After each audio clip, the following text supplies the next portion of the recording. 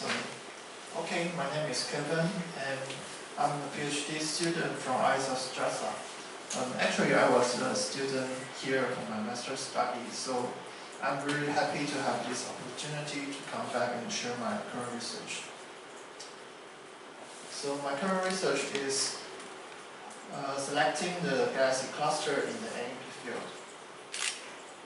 So, as an introduction, I want to emphasize the importance of the galaxy cluster. Galaxy clusters can be used for many studies in research fields. For example, in cosmology, as a cluster as a large-scale structure can be used for the measuring the standard ruler of the BAO. And also in galaxy evolution, it provides a dense environment for us to study the environmental effect on galaxy evolution. And also, it can be the gravitational lensing to help us search the high-rush galaxies. So, usually, there are many ways to select galaxy clusters, but for the large sample size optical survey, it is efficient to use the algorithm to help us select cluster candidates. And in majority, there are two types of algorithm. The first one is a redshift based, and the second one is based on color. But our method is based on the first one. We use photometric redshift. So our data, of course, we are using the Akali NEP data. We use a benchmark catalog from Songjin. And for the class object's position, we refer to the HSC coordinate. And our photometric redshift is from Simon, which gave his talk yesterday. And our method, we use these three steps to select cluster candidates. The first step is we cut our sample into 12 bins of redshift from the 0 to 1.2 with a bin size of 0.1. And second step is we select the 3 sigma density peaks in each redshift bins. Our local density of a cluster is defined by the 10th nearest neighborhood. And the neighborhood is measured by the angular separation. And for all high density peaks, we apply the Friend-Olfert algorithm to them to select the cluster candidate. The detailed setting is we use the linking length of 1.5 megaparsec, and we require all the cluster group has 8 members. So this is the figure for you to understand better what I have done. So this is the whole sample. I just put all the sources into this sky map, and I cut them into the 12 redshift bins like this, and select the high density peaks in each bin. So I pick out the high density peaks, which is low red points, and apply the Friend-Olfert algorithm to them, which are plotted in blue. So you may want to see some larger figure. This is any sample from the 0.7 to 0.8. And these are the high density peaks and the cluster candidates. So our results, actually, because I don't have a very conclusive result yet, so I would say it's just like what we have tried and what we have found. So actually, at least the kind of outline here, actually we found 45 cluster candidates, and which have 560 galaxies in the Akali NEP 5.4 square degree. And also we test for the redshift reliability. I will show them later. And I look at the cluster images, and I test some analysis of the cluster galaxies color. And I also try to refer to the physical properties of cluster galaxies, which is the SE fitting result from TINA. But actually, only 3 cluster galaxies, because TINA's sample is required for the Herschel data, so there are not so many candidates. So I won't show this result in this presentation. So this is the redshift distribution of clusters and the field galaxies. Actually, the distribution is a little different, but I don't understand why. But I just want to emphasize that most of the cluster galaxies are low redshift from 0 to 1. And also I checked the accuracy, because we also have some SPEC-Z objects in our sample. So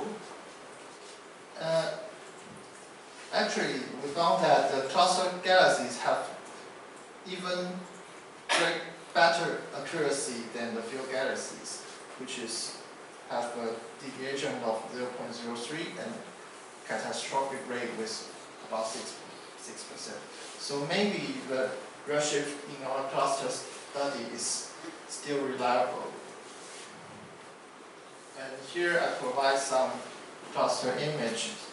Some of them I think looks like very promising cluster.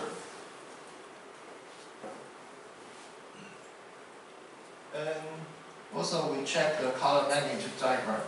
So we want to see the color of the capture the feature of the 4,000 angstrom break and the stellar bump at 1.6 micron. So we use the I-N3 color, but I don't know why this is cut in this screen. So I-3 color, I-N3, and the N3 color magnitude. So we can see all the cluster candidates here, and some of them are really shows the. I think in general the color evolution is shown in this plot, like low redshift to high redshift. And some of the cluster candidate looks very promising in this magnitude diagram. So we also provide, we also do the analysis of color evolution. In this paper, Oguli et al. 2017, and they also study the cluster candidate based on the HSC data, and they use this color redshift plots to select the red galaxies. And these are, the red points are our cluster members. So most of the cluster members, cluster candidates we found are the red galaxies. Also, we compare with the SPEC-Z objects. And the SPEC-Z objects also have the same features. All of them are the red galaxies. So, here's my summary. We use the Fresnel algorithm, basically use on this, the redshift-based algorithm, and to select the cluster candidates. And we check the optical RGB image for HSC, and we test for the cluster magnitude. And we found that some of them are really promising. And most of them cluster maybe red. Okay. And we have some future prospects. Maybe we are going to, I want to see more RGB image of clusters, because I didn't check every of them yet. And maybe we can check for the, compare with the non-cluster category. Maybe we can find some counterparts. Okay, thank you very much.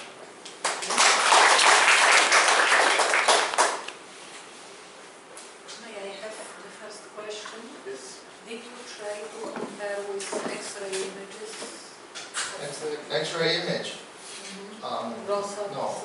data? don't know if there is such data. I think that there is, right? Okay. Yeah, mostly in the deep central Yes. region. Yes, Yeah. but it would be interesting to Oh see. yeah, if we should there's, see it. Okay. you know,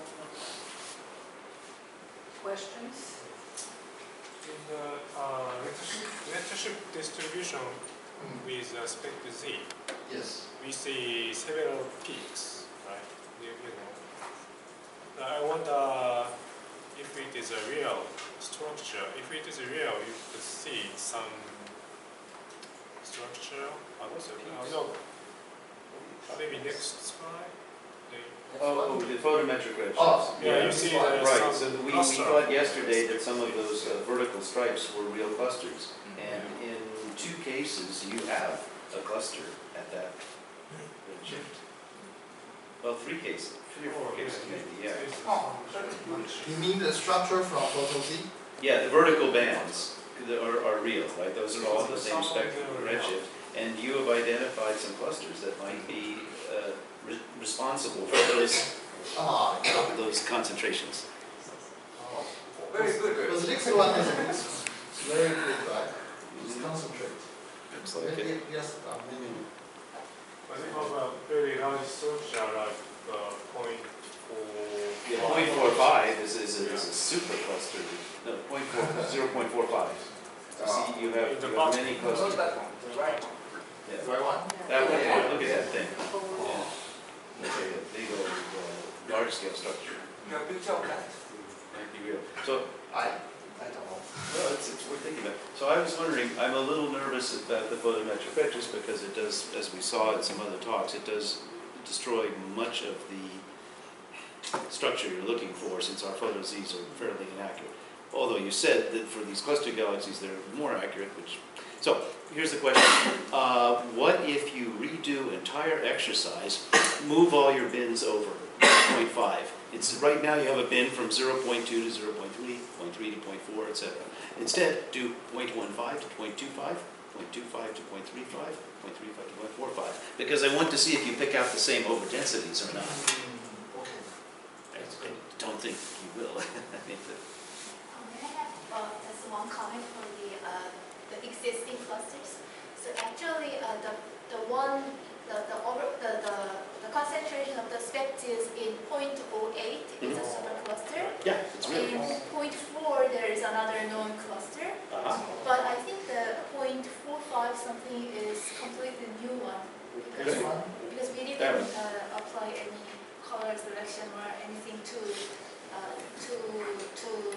place the fiber for the spectral firewall. So I think that's maybe if that's a real, it could be a real cluster. Okay, thank you for the comments. More questions? Comments? About the color, when you put the color at high Z, it seems not following the color against the red. Color shift.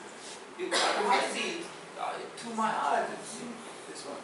okay. Maybe this one's okay, but when next one with spec Z, Yeah. it doesn't seem to be following.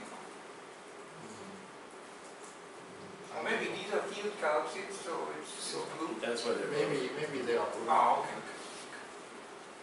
Well, is that Oguri? I mean, that doesn't really seem to have Butcher-Ohmler effect in it, does it? Maybe it does. I don't know.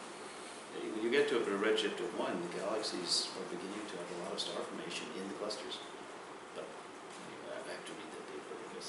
Also, probably the only points that you have the Akari some or majority would be Akari technical ones because you are using the HSC Akari catalog, right? Yeah. So which means the high resp galaxies tend to be bluer than the rest sequence by construction of the catalog. True. That's a good point. You don't need to use HSC Akari, right? It depends. Well, I don't know if you want to go high redshift. Probably some near-infrared bands in Akari data would help. Oh, We don't need we probably don't need mid-infrared data. So Yeah, that's true. But actually, is it not necessary to use archive data? Yeah, why don't you try without Akari data? But I only have archive data. Then take it from Simon's Okay. Yeah, make sure to bring it back. Okay. Next questions? Thank you.